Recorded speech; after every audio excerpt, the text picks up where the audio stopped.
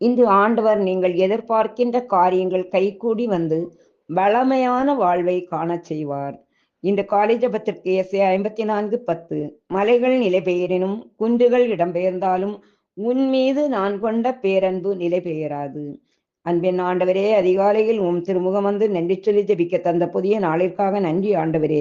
இந்த நாள் முழுவதும் உமது அருளையும் இரக்கத்தையும் எங்கள் மீது பொழிந்து நாங்கள் செய்ய வேண்டிய ஒவ்வொரு காரியங்களையும் நேர்மையுடனும் ஒழுங்காகவும் திறம்பட நாங்கள் செயல்பட எங்களுக்கு தேவையான ஞானத்தை தந்து எங்களை பலப்படுத்தி வழிநடத்துவீராக.